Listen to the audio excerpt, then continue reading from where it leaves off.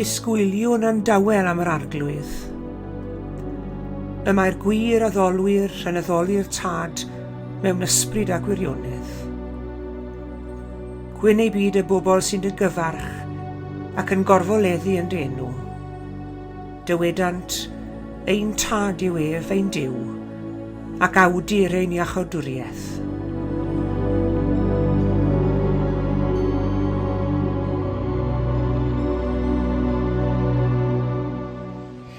Bore da iawn i chi gyd a chroeso cynnes iawn i chi i roedfa ddigidol yr wythnos hon. Diolch yn fawr iawn i chi gyd am ymuno ni. Gobeithio gewch chi fendith o gyd addoli ni heddi. Diolch am eich cwmni.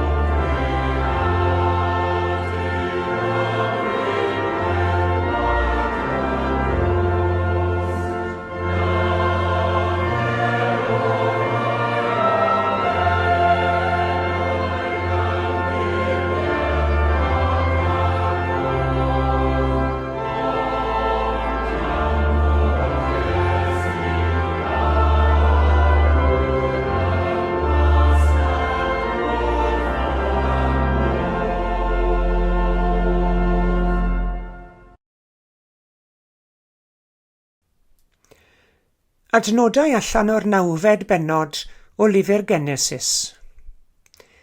A dyma Duw yn dweud wrth Noa a'i feibion, dwi am wneud ymrwymiad i chi a'ch disgynyddion, a hefyd gyda phob creadur byw, adar, anifeiliaid dof, a phob creadur arall ddaeth allan o'r arch. Dwi'n addo na fyddai byth yn anfon dilyw eto i gael gwared a phopeth byw ac i ddinistrio'r ddeiar. A dwi'n mynd i roi arwydd i chi i ddangos fod yr ymrwymiad dwi'n ei wneud yn mynd i bara am byth. Dwi'n troi fy enfys yn y cymylau, a bydd yn arwydd o'r ymrwymiad dwi wedi wneud gyda'r ddeiar. Pan fydd cymylau yn yr awyr, ac enfys i'w gweld yn y cymylau, byddai i'n cofio'r ymrwymiad dwi wedi wneud i chi a phob creadur byw. Fydd llifogi ddim yn dod i ddinistrio popeth byw byth eto. Pan fydd enfys yn y cymylau, byddai i'n cofio'r ymrwymiad dwi wedi wneud gyda phob creadur byw sydd ar y ddeiar. A dyma Duw yn dweud wrth Noa, dyma'r arwydd sy'n dangos y byddai i'n cadw'r ymrwymiad dwi wedi wneud gyda phopeth byw ar y ddeiar.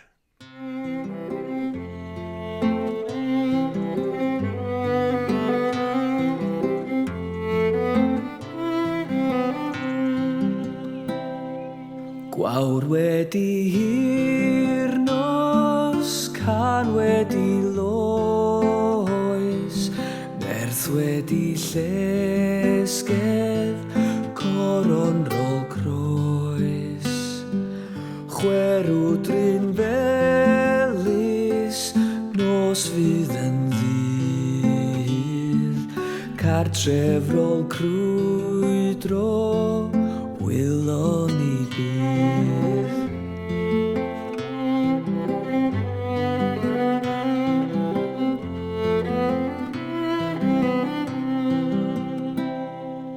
Medi'r cynheuaf, hael wedi glaw, treiddio'r dirgelwch, hedd wedi braw. Wedi gofidiau, hir lawen hael, gorffwys rôl llydded, heddi barhau.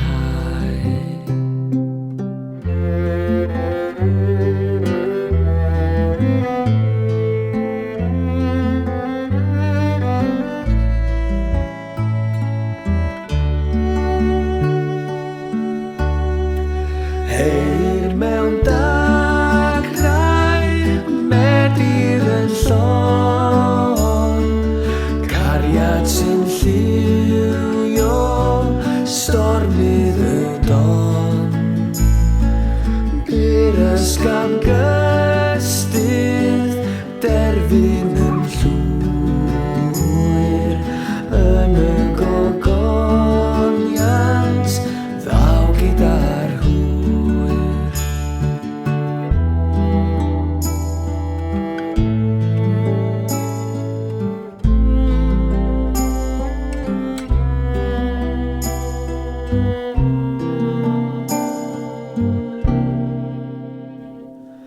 Farnwr y byw ar meirw ynghyd, deiddo i'r nerthoedd angau ar byd. Clod a gogoniant fyddo i ti, ffrind a gwaredwr, oesoedd diri.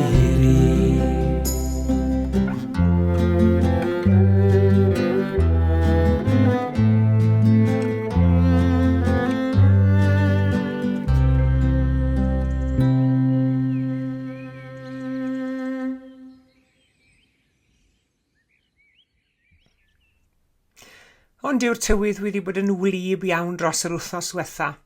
Mae wedi bod yn wlyb iawn yng Nghaerfyrddin dy beth i.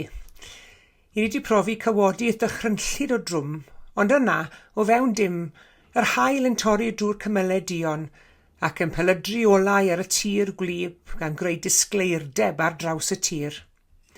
Mae glaw a haul gyda'i gilydd yn esgor ar Enfys. Ac i ni wedi cael ein breintio a sawl enfys digon lliwgar yn yr awyr dros yr ardal hon yn ystod y dyddiau diwetha. Yr enfys wedi'r storm. Nid yn unig yw'r tywydd yn medru troi'n stormus, ond bydd pob yr un ohono ni yn wynebu stormydd ar daith bywyd ryw bryd neu gilydd. Weithiau, bydd y stormydd yn rhai ysbrydol, a degau o amheuaeth, ofn, colled neu anobaith. Weithiau wedyn bydden nhw'n faterion corfforol, salwch, tlodi neu gwrthrwfwl yn ein bywydau. A phryd bynnag y daw'r storm, i ni'n chwilio am arwydd. Arwydd bod golau eto ar y gorwel. Ac yn aml iawn, daw'r arwydd hwnnw mewn ffurf syml, hardd ac eithriadol, sef fel Enfys. Mae lle amlwg i'r Enfys yn y Beibl.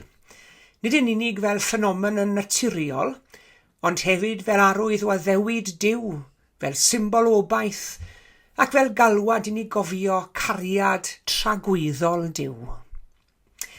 Llyfr Genesis, reit ar ddechrau'r Beibl. Daeth y dŵr, cododd y dyfroedd, ac fe ddaeth y diliw mawr. Ac ar ôl y diliw mawr, pan oedd y ddaear wedi llenwi gan ddinistr ac ofn, dyma Duw'n gwneud cyfamod newydd a dynoliaeth. oedd y cyfamod hwn yn adduned o drigaredd. Ni fyddaf byth eto yn difa pob creadur byw fel y gwneithim, medde Duw.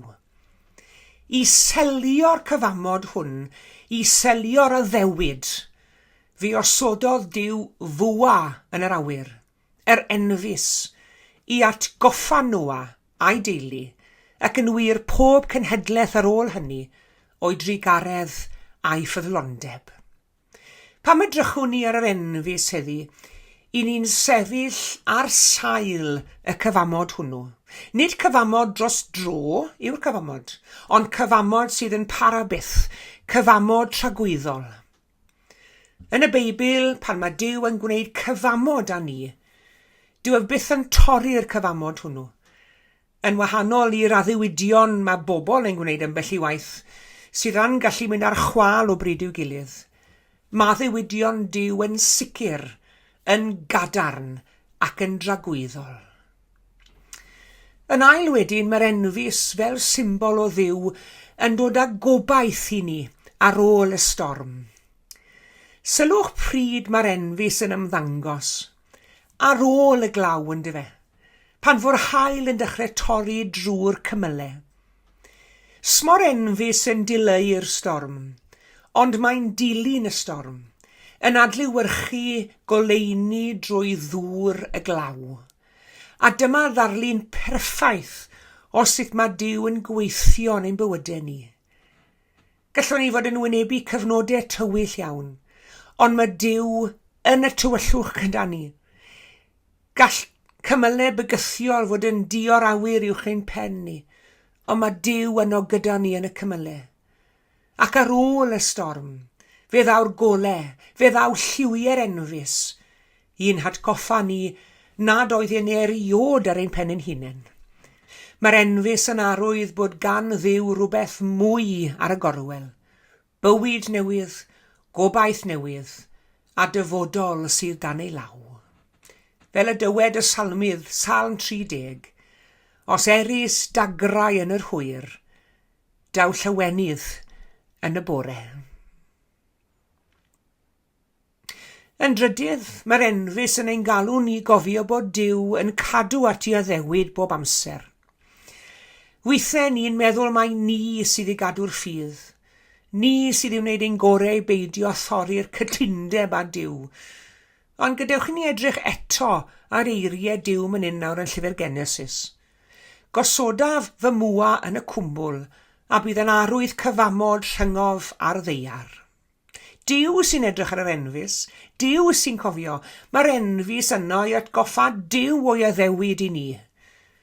Mewn gair arall, dyw'r Enfys ddim yn dibynnu ar ein perffeithrwydd ni, ond yn hytrach ar ffyddlondeb Duw i ni. Pan fyddwn ni'n tymlo'n wan yn y ffydd, pan fyddwn ni'n tymlo bod ni'n cwmpo, pan fyddwn ni'n colli golwg ar y ffordd o'n blaen ni. Mae'r Enfys yno i'n hatgoffa ni, mae Duw yn dal i'n caru ni, a bod Duw yn dal yn driw i'w air. Ac yn olaf, mae'r Enfys yn y Beibl hefyd i symud i'r Testament Newydd yn ein hatgoffa ni o'r arglwydd Iesu Grist. Os dechreuon ni nawr yn llyfr Genesis, llyfr cynta'r Beibl, mae rhaid i ni droi nawr at llyfr ola'r Beibl, llyfr Datguddiad. Ac yno yn y bedwaredd benod i ni'n darllen y geiriau hyn. Yr oedd hwn yn debyg ei olwg i fain iaspis a sardion, ac o amgylch yr orsedd, yr oedd Enfys debyg i emerallt. Ac o amgylch yr orsedd, yr oedd Enfys debyg i emerallt. A dyma'r tro olaf i'r Enfys ymddangos. Yn llyfr Genesis, adeg Noa y tro cyntaf i'r Enfys i ymddangos, ond dyma'r tro olaf i'r Enfys i ymddangos. Nid bellach fel arwydd o'r dilyw, ond fel cylch o ogoniant o amgylch gorsedd Duw. A mae hynny'n dangos bod addewid Duw wedi gyflawni'n llawn y mywyd a marwolaeth ac atgyfodiad yr arglwydd Iesu Grist. Y mae Iesu trwy farwolaeth a'i atgyfodiad wedi agor ffordd i bob un ohonon ni ddod at Dduw. Nid trwy ein gwaith ni, ond trwy ei ras e. Ac fel yr Enfys, mae Iesu'n ein hatgoffa ni. Daw goleuni ar ôl y storm, ac mae'r addewidion yn dal yn wir. Gadewch i ni blygu pen ac ymdawelu. Arglwydd Dduw, diolchwn i ti am yr Enfys. Arwydd oedd trigaredd ath gariad diysgog. Pan ddaw stormi ddim bywydau, atgoffa ni am dy addewidion di. Gwna i ni yn bobl sy'n byw mewn gobaith a dangos o leini dy gariad i'r byd. Yn enw Iesu Grist. Amen.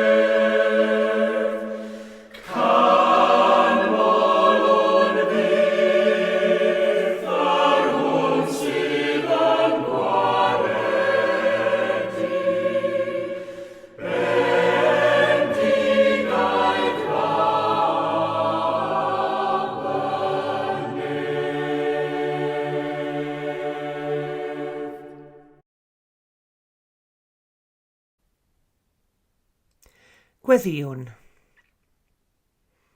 O Dad, disg i ni weddio fel yr wyt ti am i ni weddio. Nid yn amleiriog ac anestyriol, ond i wrando arnat, i ddisgwyl wrthyt ac i orffwys yn dy gwmni. O Dad, disg ni ymddiried ynot, i roi pob rhan o'n bywyd yn dy law, gan gofio dy fod yn ein caru ac yn gwybod am ein holl anghenion, cyn i ni ofyn dim oddi wrtho ti. O Dad, disg i ni weddio dros y byd a'i ofidiau, i ymestyn allan mewn cariad at ein brodyr yn chwiorydd yng Nghrist sydd mewn angen, ac i fod yn gyfryngau i dosturi di iddynt. O Dad, disg ni trwy'r ras i ddangos dy gariad di fel y daw eraill i'th adnabod ac i addoli dy enw sanctaidd. O Dad yn y dirgel, clyw ein gweddi, yn enw Iesu Grist ein harglwydd. Ein tad yr hwn wyt yn y nefoedd, sancteiddier dy enw, deled y deyrnas, gwneler dy ewyllus, megis yn y nef, felly ar y ddeiar hefyd. Dyro i ni heddiw ein bara baenyddiol, a madda i ni ein dyledion, fel y meddyw nina i un dyledwyr. Ac nac arwa i ni brofedigaeth, eithi'r gwared ni rhag drwg, can i seiddo ti yw'r deyrnas, a'r nerth, a'r gogoniant, yn oes oesoedd. Amen.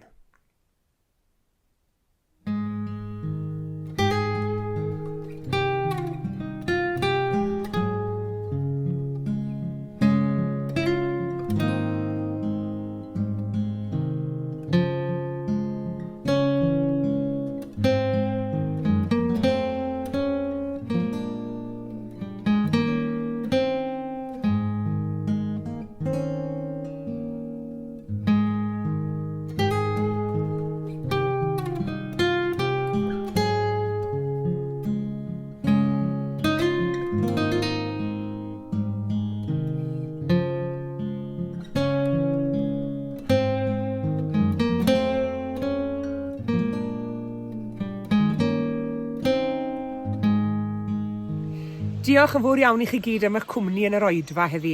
Tan y Sul nesaf, cadwch yn ddiogel ac yn iach, a gras ein harglwydd Iesu Grist a chariad Duw a chymdeithas yr ysbryd glân, a fyddo gyda ni oll. Amen.